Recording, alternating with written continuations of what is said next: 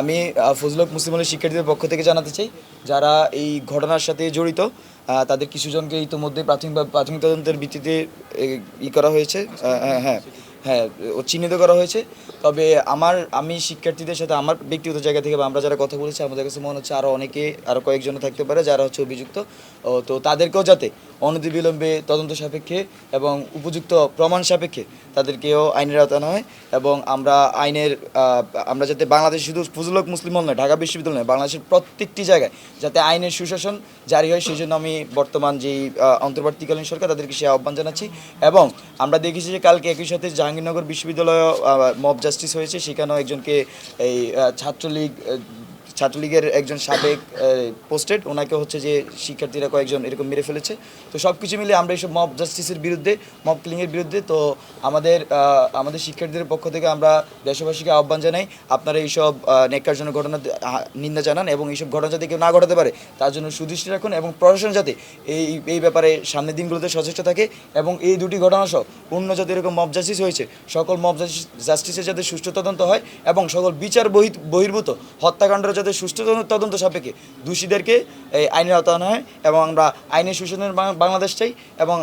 এবং এই হলের শিক্ষার্থীদের পক্ষ থেকে সবাইকে আহ্বান জানাতে চাই, আপনারা সারা দেশবাসী যাতে আইনের সুশাসন আমরা প্রতিষ্ঠা করতে পারি, সেজন্য নিজে কখনো আইন হাতে তুলে নেব না। গতকাল যখন এখানে এই ঘটনাটি ঘটে, তো আমি রাতের প্রায় 12টা-15 মিনিটে আমি হলে আসার পরে আমি আমার কিছু মানুষের সাথে দেখা করি। পরবর্তীতে দুইজন এসে আমাকে জানায়, আমার সময়টা আনুমানিক মনে নাই, একটার কাছাকাছি পাশাপাশি কিছু একটা হবে, জানায় যে এরকম একটা যাকে নিয়ে যাওয়া হয়েছে সে মারা গেছে। তো আমরা তখন হচ্ছে যে তাৎক্ষণিকভাবে ঘটনা আরও সত্য নিশ্চিতের জন্য দেখি যে ডিইউ নিউজ ওনারা হচ্ছেন যে এটা একটা ফার্স্ট একটা করে আমার চোখে পড়ে। তো জানার পরে আমি আমার জায়গা থেকে এটা নিন্দা জানাই। এবং হলে যারা শিক্ষার্থীরা ছিল, যারা আসলে এই ঘটনাকে খুবই এটা ন্যাক্কারজনক হিসেবে নিয়েছে, তারা এই জিনিসের প্রতিবাদ জানানো শুরু করে ব্যক্তিগত জায়গা থেকে। এবং আমরা সবাই মিলে হলে যারা ছিলাম, এই যে ন্যাক্কারজনক ঘটনা, আমরা শুরুতেই আমাদের এক্সটেনশন বিল্ডিংয়ের সামনে থেকে বিক্ষোভ মিছিল শুরু করি। তো আমরা বিক্ষোভ মিছিল নিয়ে আমাদের পুরো হলের মধ্যে আমরা এই বিক্ষোভ মিছিল দিয়ে আমাদের মেন বিল্ডিংয়ে যাই, শহীদুল্লাহ হল হয়ে। পরবর্তীতে আপনারা দেখেছেন আমরা টিএসসি হয়ে বিসি চত্বরে গিয়ে আমাদের বিসি মহোদয় বাসভবনের সামনে আমরা বিক্ষোভ মিছিল করি। তো সেখান থেকে আমরা টিএসসিতে এসে আবারও আমরা অব্যাহত রাখি।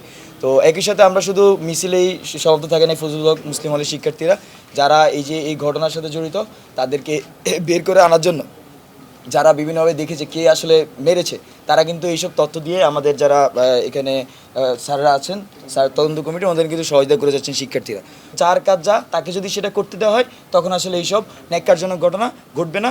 এবং আমরা আশা করছি আমাদের যারা তদন্ত কমিটিতে আছেন এবং বিশ্ববিদ্যালয় প্রশাসন সহ রাষ্ট্রীয় প্রশাসন সবাই আমাদের আজকের এই হলের যে ন্যাক্কারজনক ঘটনা তার জন্য যথাযথ ব্যবস্থা নেবেন, যাতে আগামীর এই বাংলাদেশ শুধু ঢাকা বিশ্ববিদ্যালয় নয়, আগামীর বাংলাদেশ এটা একটা দৃষ্টান্ত হয়ে থাকবে, যার ফলশ্রুতিতে আর কখনো আমরা এইসব ধরনের ঘটনা দেখব না। এলো মুক্ত চিন্তার স্বাধীন দৈনিক খবরের কাগজ। এখন খবর হবে নিখাত, নির্ভীক, নিরপেক্ষ।